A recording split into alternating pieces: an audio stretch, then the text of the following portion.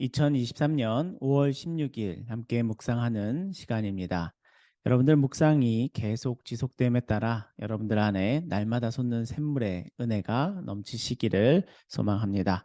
자, 오늘 함께 보실 말씀은 사무엘상 29장 1절에서 11절의 말씀입니다.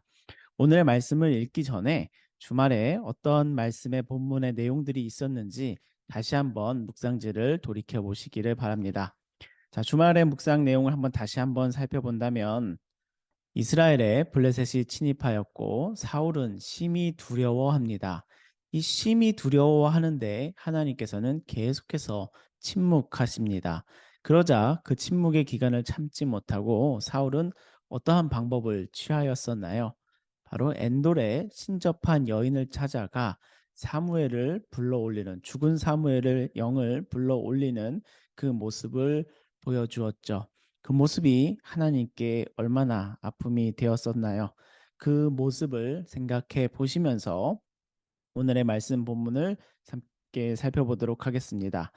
자, 주말간 사울의 이야기의 장면 속에 말씀이 우리에게 말씀하였다면 오늘은 다시 블레셋 사람들 가운데 있는 망명한 다윗의 모습으로 장면이 바뀝니다. 자, 사무엘상 29장의 말씀 함께 읽어보겠습니다. 1절입니다. 블레셋 사람들은 그들의 모든 군대를 아벡에 모았고 이스라엘 사람들은 이스르엘에 있는 샘 곁에 진쳤더라. 자, 지금 블레셋과 이스라엘 사람들의 전선이 어디에 구축되고 있습니까? 아벡이라는 지역에 구축되고 있습니다. 자, 예루살렘에서 지금 어디야? 서쪽 지중해 지역으로 내려오다 보면 중간 즈음에 약 30분 정도 내려오면 아벡이라는 지역이 있습니다. 자, 그곳의 아벡에서 예전에 사무엘상 초반부에서는 이스라엘 백성들이 언약궤를 블레셋에 빼앗기는 전투가 있었던 곳이 또한 아벡 지역이기도 하고요. 신약 시대에는 바울이 로마로 호송될 때 이 아벡에 있는 안디바드리라고 하는 그 지역으로 바울이 호송 중에 잠깐 하루 묵어가기도 하였습니다. 자, 그 지역에 안디바드리에 있는 아벡 지역에 있는 성을 제가 요 배경 사진으로 뒤에다 깔아놓고 있습니다. 또한 이 동영상 이 밑에 유튜브 설명란에 보시면 제가 이곳에서 아이들과 캠핑하였던 이야기를 담은 블로그 링크를 걸어두겠으니까 여러분들 이 아벡 지역에 대해서 조금 더 그 환경이나 모습이 보고 싶으신 분들은 그 링크 또한 확인해 보시기 바랍니다. 말씀으로 돌아와서 이 상황을 다시 한번 생각해 본다면 블레셋 사람들이 이스라엘 사람들과 전쟁을 위해 블레셋 사람들은 아벡에, 이스라엘 사람들은 이스라엘에 있는 샘 곁에 진을 친 상태입니다. 자, 이제 전투를 앞두고 있습니다. 다시 2절의 말씀입니다. 블레셋 사람들의 수령들은 수백 명씩 수천 명씩 인솔하여 나아가고 다윗과 그의 사람들은 아기스와 함께 그 뒤에서 나아가더니라고 하고 있습니다. 자, 다윗이 어디 편에 서 있나요? 지금 블레셋 편에 서 있습니다. 그리고 다윗을 돕고 있던 아기스 왕 있죠? 그와 함께 다윗이 블레셋 사람들에 섞여 이스라엘과의 전투에 나아가고 있습니다. 자, 3절입니다. 블레셋 사람들의 방백들이 이르되, 자, 방백들이라고 한다면 자, 지도자 같은 존재들입니다. 중간 리더들이라고 보시면 돼요. 전쟁을 이끄는 중간 지도자들이라고 보시면 된답니다. 블레셋 사람들의 방백들이 이르되 이 히브리 사람들이 무엇을 하려느냐 하니 아기스가 블레셋 사람들의 방백들에게 이르되 이는 이스라엘 왕 사울의 신하 다윗이 아니냐 그가 나와 함께 있는지 여러 날 여러 해로다 그가 망명하여 온 날부터 오늘까지 내가 그의 허물을 보지 못하였노라. 자, 어떤 상황입니까? 블레셋의 그 방백들이 지도자들이 다윗 보고 또 다윗과 함께하고 있는 히브리 사람들을 보고 이 사람들 도대체 뭐냐라고 물으니까 아기스 왕이 이 다윗을 변론해 주죠. 보호해 주고 있는 말을 하고 있습니다. 자, 4절의 말씀입니다. 블레셋 사람들의 방백들이 그에게 노한지라. 블레셋 방백들이 그에게 이르되 이 사람을 돌려보내어 왕이 그에게 정하신 그 처소로 가게 하소서. 그는 우리와 함께 싸움에 내려가지 못하리니 그가 전장에서 우리의 대적이 될까 하나이다. 그가 무엇으로 그 주와 다시 화합하리이까? 이 사람들의 머리로 하지 아니하겠나이까? 그들이 춤추며 노래하여 이르되 사울이 죽인 자는 천천히요 다윗은 만만이로다 하던 그 다윗이 아니니까 하니. 자, 이 블레셋 방백들은 아기스 왕의 말에도 다윗을 신뢰하지 않습니다. 오히려 함께 전투에 나갔다가 다윗이 이 이스라엘 사람들이 자신들의 뒤통수를 칠까, 우리들의 대적이 될까 오히려 걱정하고 아기스 왕으로부터 요청하기로는 다윗은 빼고 가자라고 강력하게 요청합니다. 자, 그러자 6절입니다. 아기스가 다윗을 불러 그에게 이르되 여호와께서 살아계심을 두고 맹세하노니 내가 정직하여 내게 온 날로부터 오늘까지 내게 악이 있음을 보지 못하였으니 나와 함께 진중에 출입하는 것이 내 생각에는 좋으나 수령들이 너를 좋아하지 아니하니 그러므로 이제 너는 평안히 돌아가서 블레셋 사람들의 수령에게 거슬러 보이게 하지 말라 하니라. 자, 아기스 왕이 다윗에게 어떤 요청을 합니까? 너는 돌아가라. 나는 널 믿는데 우리 밑에 애들이 수령들이 너를 믿지 못한다. 너를 좋아하지 않아한다. 그러므로 너는 돌아가라라고 요청하고 있습니다. 자, 8절입니다. 다윗이 아기스에게 이르되 내가 무엇을 하였나이까? 내가 당신 앞에 오늘까지 있는 동안에 당신의 종에게서 무엇을 보셨기에 내가 가서 내 주 왕의 원수와 싸우지 못하게 하시나이까 하니. 아기스가 다윗에게 대답하여 이르되 내가 내 목전에 하나님의 전령과 같이 선한 것을 내가 아나 블레셋 사람들의 방백들은 말하기를 그가 우리와 함께 전장에 올라가지 못하리라 하니 그런즉 너는 너와 함께 온 내 주의 신하들과 더불어 새벽에 일어나라. 너희는 새벽에 일어나서 발거든 곧 떠나라 하니라. 자, 아기스 왕은 여전히 다윗에게 다시 돌아가라라고 말하고 있죠. 자, 11절입니다. 이에 다윗이 자신의 사람들과 더불어 아침에 일찍 일어나서 떠나 블레셋 사람들의 땅으로 돌아가고 블레셋 사람들은 이스라엘로 올라가니라.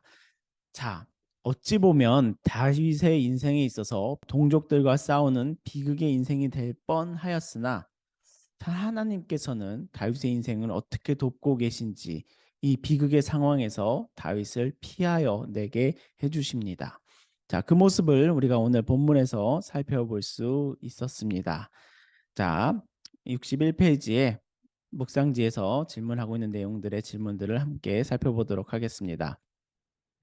내용 관찰 첫 번째 질문입니다. 블레셋의 방백들은 다윗이 전쟁터에 등장하자 어떤 반응을 보입니까? 3절에서 5절의 말씀을 살펴보면요. 방백들이 어떤 반응을 하죠? 다윗을 믿을 수 없다. 함께 싸울 수 없다. 우리 뒤통수 치면 어떠냐? 전장에서 우리의 대적이 되면 어찌하냐? 라고 하면서 다윗을 거부하는 반응을 보입니다. 자, 두 번째 질문입니다. 아기스는 다윗에게 어떻게 할 것을 명령합니까? 다 살펴보면 돌아가라라고 말하죠. 전장에 함께 가지 말고 이스라엘과 함께 싸우지 말고 너는 돌아가라라고 하고 있습니다. 자, 연구와 묵상 세 번째 질문입니다. 다윗은 왜 전쟁터에서 이스라엘과 싸우지 않고 다시 블레셋으로 돌아갑니까? 라고 질문하죠. 다윗은 왜 이스라엘과 싸우지 않게 되었을까요? 첫 번째 이유가 있다면 말씀 그대로 블레셋 방백들이 거부하였기 때문입니다. 골리앗을 죽인 장수이기도 했죠. 다윗은 또한 블레셋의 큰 대적이기도 했죠. 그런 다윗을 블레셋 사람들이 거부할 수밖에 없었던 그 마음도 우리가 이해할 수 있죠. 첫 번째 이유는 블레셋 방백들이 거부하였다라는 것이고, 조금 더 이 질문 앞에서 생각을 해본다면 하나님께서 보이지는 않았지만, 오늘 말씀 본문에서 하나님이 등장하시지는 않았지만 하나님께서 다윗의 인생이 비극이 되지 않도록 도우고 계심을 우리는 바라볼 수 있습니다. 다윗이 블레셋 편에 서서 이스라엘과 싸우게 되었다면, 이스라엘 사람들을 죽이게 되었다면 다윗은 결코 앞으로 왕이 될 수 없는 신분이 됩니다. 그리고 그랬다면 다윗은 블레셋의 망명 장군으로서 삶을 마치게 됩니다. 이렇게 될 경우 하나님의 계획 또한 망가지게 됩니다.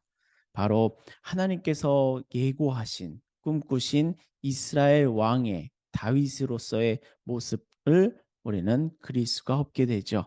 그러므로 하나님께서는 이 상황 가운데서도 다윗을 보호하시고 돌보시며 그의 삶을 인도하시는데 하나님께서는 다윗이 전장에 나가 오히려 동족을 죽이게 되는 비극의 인생이 되지 않도록 지금 뒤에서 돕고 계신 모습을 오늘의 본문에서 함께 바라볼 수 있습니다.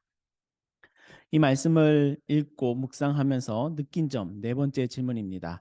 하나님께서 택하신 다윗이 이스라엘을 향해 칼을 들지 않도록 피할 길을 예비하시는 것을 보며 무엇을 느낍니까? 라고 질문하고 있습니다. 자, 하나님이 이 본문에 직접 등장하시지는 아니하셨습니다. 그러나 다윗의 인생을 돌보시는 하나님의 모습을 보며 하나님의 도우심의 모습을 우리는 바라볼 수 있습니다. 또한 하나님의 계획과 하나님의 꿈은 계속 전진한다는 모습을 우리는 바라봅니다. 하나님께서 꿈꾸신 이스라엘의 두 번째 왕, 그는 바로 다윗이었습니다. 그 다윗이 왕이 되는 길 가운데 하나님께서는 계속해서 돕고 계십니다. 자, 그 모습을 우리가 함께 이 말씀 본문에서 확인하면서요. 결단과 적용 다섯 번째 질문입니다. 내가 진퇴양난의 상황에서 하나님의 도우심을 받은 일이 있다면 언제입니까? 길이 막힌 상황에서 하나님의 도우심을 믿고 구하기 위해 구체적으로 무엇을 결단하겠습니까? 라고 질문하고 있습니다. 자, 이 질문의 앞에서 이 질문을 생각해 볼에 있어서 하나님의 꿈에 내가 참여자가 되기 위하여 사울과 다윗의 모습을 그들의 삶의 길을 비교하는 시각으로 말씀을 계속 바라보시기를 바랍니다. 자, 문맥을 확인했었잖아요. 문맥을 확인할 때 사울이 이 말씀의 바로 직전에 어떤 모습을 보였나요? 그 하나님의 침묵에 신접한 여인까지 만나는 그를 통해서 무당을 통해서 결국 사무엘의 영까지 불러 올리는 그 모습을 보였던 사울의 모습과 하나님의 돌보심에 계속 거하고 있는 다윗의 모습을 다윗의 삶의 길을 비교해 보시기 바랍니다. 두 인생의 길을 살피고 생각하고 묵상하면서 사울의 삶의 방식과 사울의 삶의 길을 내 안에서 계속해서 제거해 나가시기를 바랍니다. 그 가운데에서도 우리가 함께 묵상하는 이 본문 가운데 거하고 있다면 사울과 같이 두려움을 처리하는 방법에 있어서 나의 모습은 어떤지 살펴보시기 바랍니다. 사울은 자신의 두려움을 처리하기 위해서 하나님의 침묵을, 하나님의 응답을 기다리지 못하였습니다. 바로 신접한 여인 무당에게로 달려가 그 두려움을 해결하고자 하였으나 무당에게서조차 위로를 받지 못하였습니다. 그 모습을 바라보면서 우리 마음에, 내 마음의 의지처를 어디로 둘 것인가, 누구에게로 둘 것인가 하였을 때 하나님께로 고정하시기를 바랍니다. 다윗의 모습과 같이, 다윗의 인생과 같이 나를 돌보시는 하나님께, 인도하시는 하나님께, 또한 이렇게 피할 길을 만들어 주시는 하나님께 나의 믿음을 두시고 나의 의지처로 삼으신다면 하나님의 그 전진하는 꿈에 우리는 참여하는 제자의 삶이 될 거라고 믿습니다. 여러분들 계속해서 사울과 다윗의 모습을 비교하고 사울과 다윗의 인생의 길을 살피는 묵상의 시간을 계속해서 가지고 있습니다. 오늘 블레셋과의 전투에 있어서 하나님께서는 다윗에게 그 동족들과 싸우는 그 길에서 피할 길을 내어 주셨습니다.